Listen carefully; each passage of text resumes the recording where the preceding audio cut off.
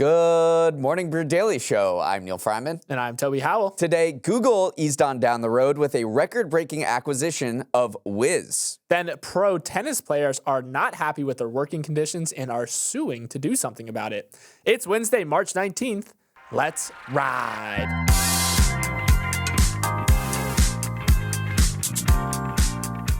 Home at last. Yesterday evening, NASA astronauts Suni Williams and Butch Wilmore splashed down off the coast of Florida, ending a space saga that captivated the world. Originally intended to be an 8-day mission, their stay on the International Space Station lasted 286 days due to technical problems with the Boeing Starliner spacecraft that carried them up to the ISS.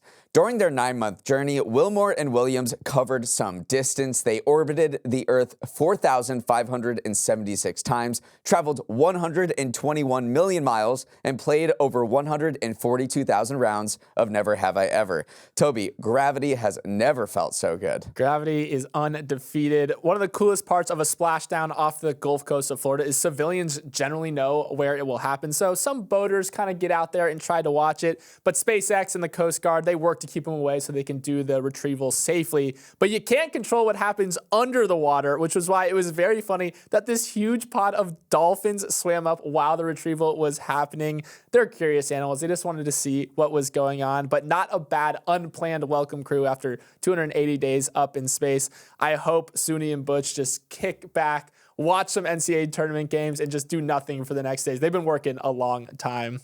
Now a word from our sponsor, Sophos. Neal, the NCAA tournament is kicking off in earnest tomorrow, and I, for one, know exactly who I am picking. Florida? Duke or Cinderella? No, I am simply picking the team with the best offense and the best defense. That is not how it works, Toby. You can't just have the best of both worlds. Well, you can in cybersecurity. With Sophos, your business gets both elite defense and expert offense. With 500 plus cybersecurity analysts, Sophos provides managed detection and response that proactively guards your network 24/7, stopping threats before they can even cross mid-court. Plus, their AI-driven tech is kind of like a point guard in the way it is constantly adapting and learning how to respond to threats before they become threats. More like a 3-2 zone defense, if you ask me. Also, by the way, you said you're picking the NCAA team with the best offense and defense. That's Duke, Toby. Let's go Blue Devils, and let's go to sophos.com to learn more. That's sophos.com. Kenny Rogers may have coined know when to hold 'em, know when to fold 'em, but cybersecurity startup Wiz just perfected the strategy. After rejecting an acquisition offer from Google for $23 billion last summer, Wiz now says you've got a deal. Google will buy it for $32 billion, a big bump from the previous bid.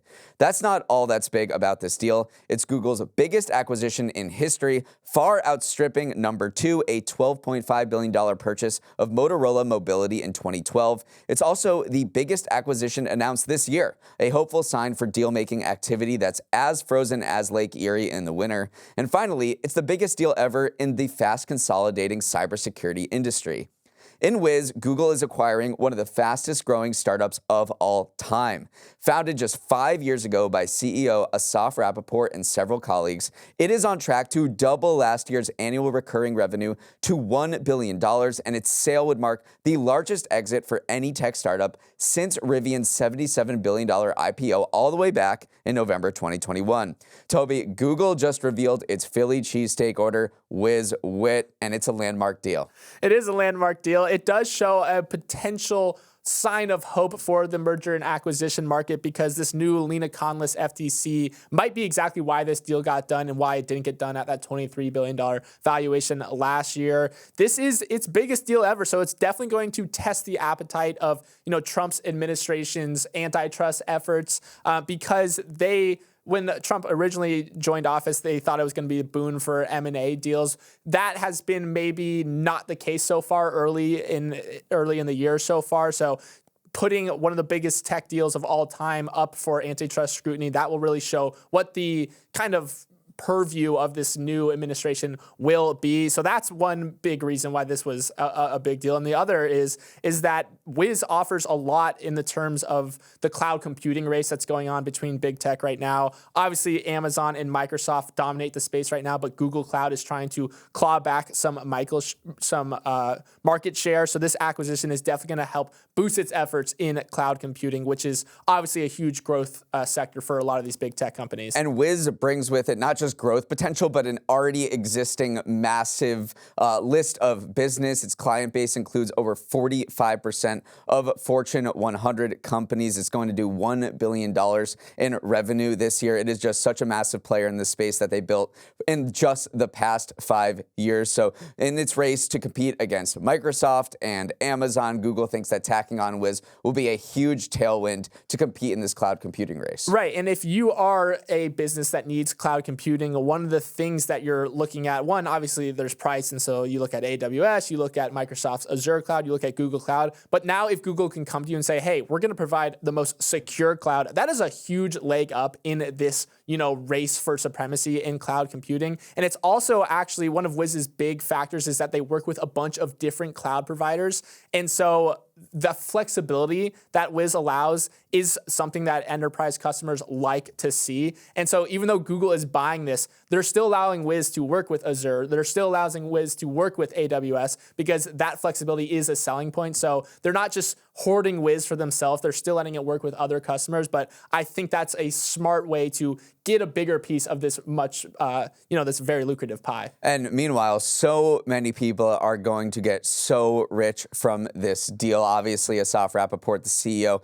and these co-founders are going to be billionaires if they weren't already, because guess what? They already sold a company to Microsoft in 2015 for $320 million. So they've done this rodeo before. Obviously, $32 billion is way more than $320 million. And it's also a huge exit for VC firms that plowed money into Wiz when they were a much smaller company. Some of the biggest VC names in Silicon Valley were involved in Wiz. Andreessen Horowitz, Sequoia, Lightspeed, all of these venture firms are, their offices are probably a very fun place to be this week. Somehow Bernard Arnault, the founder or the patriarch of LVMH, also got on the cap table. So people were kind of ironically saying, oh, thank goodness like Bernard got on this one. But you're right. It is finally this liquidity moment for an industry that's been very stuck up and very clogged for the last few months and years or so. There is a crisis developing in HR, but don't worry, it has nothing to do with what happened at your holiday Christmas party. Rippling, an HR startup, is suing Deel, also an HR startup, over a bout of corporate espionage. Rippling is accusing Deel of installing a mole inside its company and sending him digging around for trade secrets. The so-called spy is an Ireland-based employee who is snooping through Slack channels way outside his job description, according to the suit. One of the more egregious examples was the frequency in which he was searching for Deel in internal channels, as many as 23 times a day, in addition to downloading strategy decks and allegedly passing that info over to Deel. When Rippling noticed the abnormal Slack activity, they set up what's known as a honeypot to attract and ensnare the alleged spy. Execs created a fake Slack channel pretending it was a secret space where employees could trash talk Deel. Then they baited the potential mole with an email hinting at this juicy channel. Just hours later, their suspect went looking for it, proving, at least to Rippling, that Deel was up to something dodgy. Deel, for its part, fired back against the allegations, saying weeks after Rippling is accused of violating sanctions law in Russia and seeding falsehoods about Deel, Rippling is trying to shift the narrative with these sensationalized claims. Yes, there are Russian sanction violation involved too somehow. This isn't two minnows duking it out either. Rippling is worth $13 billion, while Deel sits at $12 billion valuation. Neal, with a spy on the loose too, apparently. Yeah, this is a heated rivalry that just escalated in a big way this week. The HR tech space has been is extremely competitive. You have these legacy players like ADP, Workday, SAP, and then newer players like Rippling and Deel, which are raising rounds of funding, each one after the other, in order to gain customers. And they're also competing over the same number of customers. A lot of their employees also switch back and forth. So they've had a lot of beef with each other for years that has spilled into the public eye. And this is just the climax of that, with accusations of Deel implanting a spy into Rippling. And, corporate warfare doesn't get more juicy than this. Right, it really doesn't. I mean, this honeypot operation is crazy. Imagine the rush that these Rippling execs must have gone through. You set up this fake Slack channel, and you see them immediately kind of lurking around that. You can see the activity of this employee within Slack. And so they made a literal honeypot to ensnare and basically just catch the person in the act. And I do think that this tensions between Deel and Rippling, they've been playing out publicly way before this lawsuit. Last year, Rippling launched this marketing campaign that was a direct shot at Deel. It was a full custom-built snake game where it portrays Deel as this greedy snake, and it accuses them of charging higher fees. They also saw a Deel sales director visited the site to check out the game, and then later the CEO of Rippling posted that he had visited the site. Everyone kind of said, you're kind of doxing this guy now. So this is like knockdown, drag out battle, because you are right. The HR space is so competitive because of all these legacy players. When times are good, there's enough HR to go around. But when times start to, get a little tighter, you start to see some of these more aggressive tactics because people just don't splurge on HR tech like they might when times are better. So I do think that there's so many layers to this feud, and the fact that, there's a spy involved now is just one of the juiciest corporate espionage cases that we've ever talked about. Yesterday, 25,000 people crammed into the San Jose Sharks arena and cheered wildly as a superstar put on a show. No, it wasn't because Connor McDavid was in town. It was because Jensen Huang, the CEO of Nvidia, was giving the keynote speech of the tech giant's annual GTC conference. What was essentially a science fair for computer geeks in 2009 has blossomed to become what has been called the Super Bowl for AI, a week-long extravaganza whose growth mirrors the meteoric rise of Nvidia to the top of the tech food chain. Clad in his signature leather jacket, Huang defended his company's role in the AI revolution and hyped up new families of chips that Nvidia would roll out in the coming years. Nvidia dominates the market for these chips, known as GPUs or graphics processing units, which have become a hotter commodity than a Trader Joe's tote as tech companies hoover them up to train ever-powerful large language models. He also announced a partnership with GM for self-driving cars and touted personal AI supercomputers that will allow developers and scientists to build AI models on desktop. But Toby, we need to start with the biggest announcement of them all, a partnership with Taco Bell, KFC, and Pizza Hut to roll out AI order taking. I don't know if that was the biggest announcement, as much as a cheesy gordita crunch sounds delicious right now. Probably the biggest takeaways from yesterday's meandering 2-hour speech for one, the next generation of chips are here. Jensen unveiled the Blackwell Ultra AI chip, which is just a step up from its existing Blackwell chip. He then unveiled the next generation of AI chips called Rubin.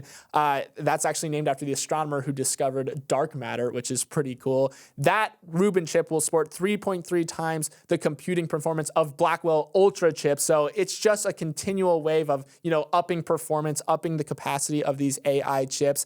And then, also a big theme was what the physical arena that Nvidia is stepping into. We talked about GM partnership to develop self-driving cars, but also Jensen says that the age of robotics is here, and they brought robots on stage. There's a partnership with Disney involved as well. So he's trying to lay out a vision of a future of AI interacting with the physical world. And yesterday was a big, unveiling of that vision. We do need to talk about the DeepSeek in the room, though. Remember, this Chinese AI startup revealed this model DeepSeek, which could compete with the ChatGPTs of the world at the highest level of AI models with just a fraction amount of the computing power required. That knocked off $600 billion of Nvidia's market cap, sent it into a big slump because you had investors thinking, oh, well, maybe AI companies don't need to spend so much money on Nvidia's chips, which they had been, which had propelled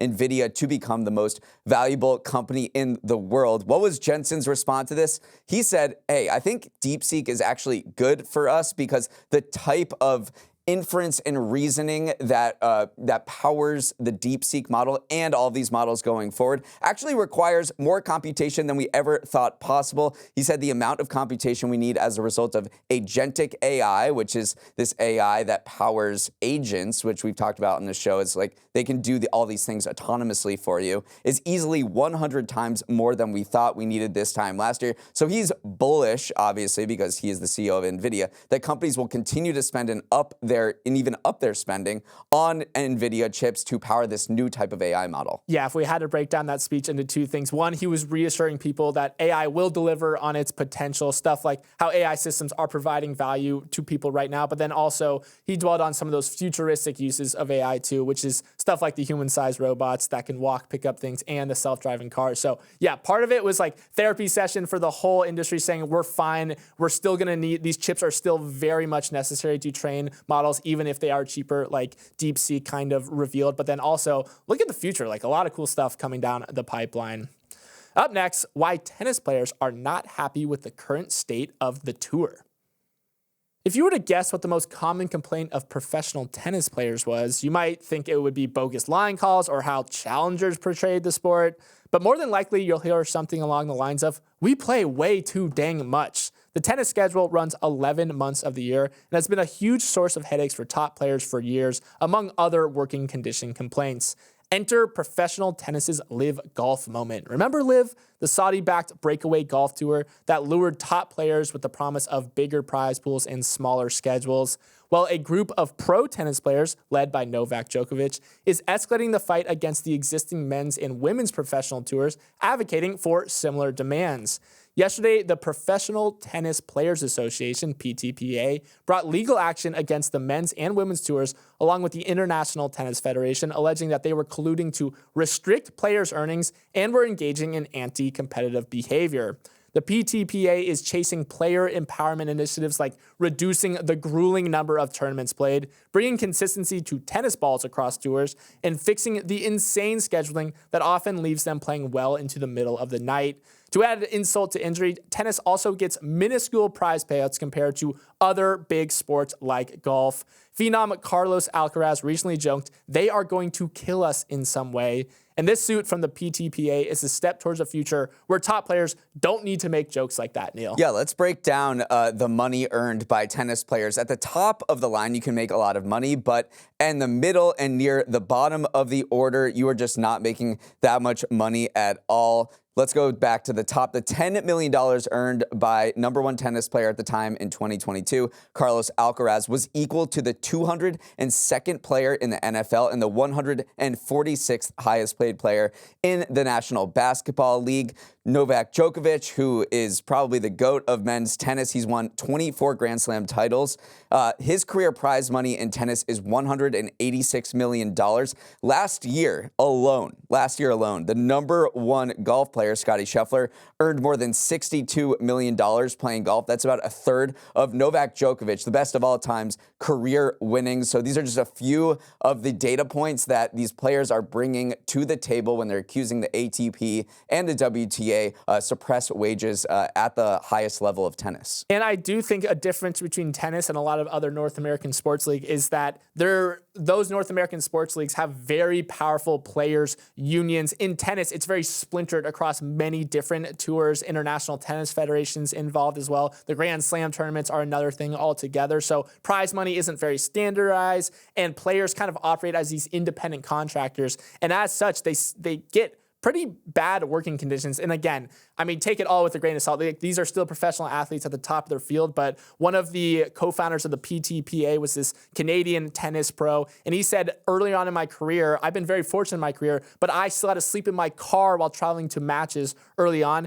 And he goes, imagine we saw that in Challengers. Right. Imagine an NFL player at the top of their league sleeping in their car at an away game. It would just never happen. So they were trying to draw these parallels to other sports and saying like, hey, our working conditions are not nearly what they should be given the demands put on our bodies and our, travel schedule. And one of the accusations lobbed against these tours is that they suppress the prize money. And one example that the players cited was that in 2012, billionaire Larry Ellison, who owns the BNP Paribas Open, which more people know as Indian Wells, which which just took place. He tried to increase the total prize money on that tournament that he owns by $1.6 million.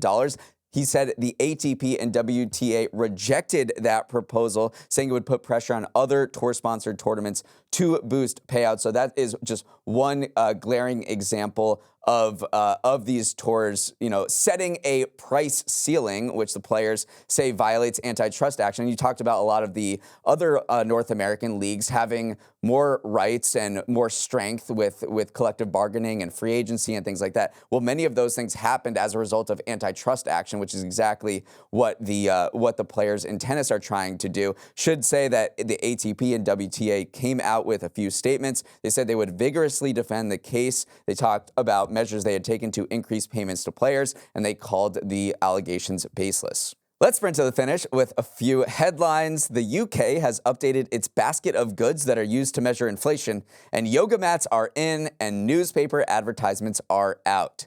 Every year, the UK's Office of National Statistics makes tweaks to the 752 items it uses to calculate inflation, which provides a snapshot into changing consumer trends. For example, Wild Rabbit was on the first list in 1947, but no one really buys that anymore, so that's gone. So what are people buying now? This year, the ONS added yoga mats, virtual reality headsets, men's pool flip-flops, mango, and pulled pork to the cost of living basket. The stuff they cut is from a bygone era, such as newspaper advertisements or oven-ready gammon, which is a type of cured ham that has dwindled in popularity. Toby, did they get it right? I think so, although now I want to try an oven-ready gammon joint because we had never heard of that before this, but it looks delicious. I do think it kind of presents a snapshot of where the nation is heading, and right now it seems like a very time-pressed nation, a very tech-forward nation. The reason why they got rid of oven-ready gammon joints is because they take a lot longer to prepare. Pulled pork is something that is quicker. By the way, all the things they added sound like a heck of a party. I mean, we're talking yoga mats, pool sliders, Virtual reality headsets, some pulled pork, toss some mango in there too. That sounds like a good time to me. So yes, this isn't a big deal. Like only 3% of the total basket of goods was actually affected by this. But every time these very niche, very specific goods come and go, like it's fun to talk about. It's a time capsule. It is a time capsule. Up next, Sherpas in Nepal are getting some Sherpas of their own as they lug goods up Mount Everest. Ahead of the main climbing season that begins in April, some expedition companies have been testing out drones that can carry loads of up to 35 pounds, even in the thin air of Everest. The use cases are attractive, including bringing back ladders used on climbing routes and waste disposal, which has become a huge issue as Everest has grown more popular. Being a Sherpa is a dangerous job as is, so having drones step up to help shoulder the load makes a lot of sense, especially for things like emergency supplies that can be transported from base camp 1 in 15 minutes rather than 7 hours on foot. Seems smart, especially if they can make Sherpas' jobs safer. It seems like a no-brainer, and you might be wondering, why weren't they doing this before? Well, a drone from DJI, which is this Chinese company, the world leader in drones, it can cost more than $70,000. That is just a lot of money in a lower income country like Nepal. So they're trying to work out deals to make these things cheaper for Sherpas. But overall, this seems like a great solution in part to make this mountain safer as the climbing season gets underway next month. On Monday, West Virginia Governor Patrick Morrisey held a press conference to make a statement about one of the biggest injustices in recent memory. Take a listen. Of the 111 brackets that were projected pertaining to North Carolina, UNC was only in 27 of them. This stinks at the highest level. Yes, that's right. The West Virginia governor used a press conference to make the case that his Mountaineers deserved an NCAA tournament bid over the University of North Carolina, who controversially received a bid to March Madness while WVU was snubbed. Calling the NCAA the National Corrupt Athletic Association, Morrisey said he's asked his attorney general to investigate the organization to ensure the selection process is transparent and fair. Toby, does he have a point? I think he does. First of all, it was a little shocking to hear a governor talking ball like this. He was going through quad 1 wins, just running down the resumes of both teams. But he has a point because there's real monetary stakes on the line. Teams earn units for each game they play in the NCAA tournament, and each unit is worth approximately $2 million that gets paid out. So it's depriving West Virginia of a game. You're depriving them of revenue as well. So yes, I would be very mad as well. And then yeah, UNC's AD is the chair of the selection committee, and even though the selection committee came out and said, hey, he was not in the room during any deliberations involving UNC, a lot of people are saying, well, he was in the room for deliberations involving WVU, so there's potentially a conflict of interest there. So yeah, to add insult to injury too, Indiana just poached West Virginia's coach as well, so the hits keep coming for the Mountaineers. Well, one thing we should mention is UNC played last night in the round of 4 to get into the actual bracket of 64, and they crushed. They dominated. Okay, let's wrap it up there. Thanks so much for starting your morning with us, and have a wonderful Wednesday. For any questions, comments, or feedback, send an email to morningbrewdaily@morningbrew.com. And if you're enjoying the show, share it with a friend, family member, or coworker, or anyone else. Toby, who should everyone listening share it with today? I want you to share the pod with a West Virginia fan. I am on your side, guys. You may have missed out on the NCAA tournament, but you got this pod instead. Seems like a fair consolation prize. Let's roll the credits. Emily Milliron is our executive producer. Raymond Liu is our producer. Olivia Graham and Olivia Lake are our associate producers. Uchenna Ogu is our technical director. Scoop Stardaris is on audio. Is hair and makeup a spy from the Daily? Devin Emery is our chief content officer, and our show is a production of Morning Brew. Great show today, Neal. Let's run it back tomorrow.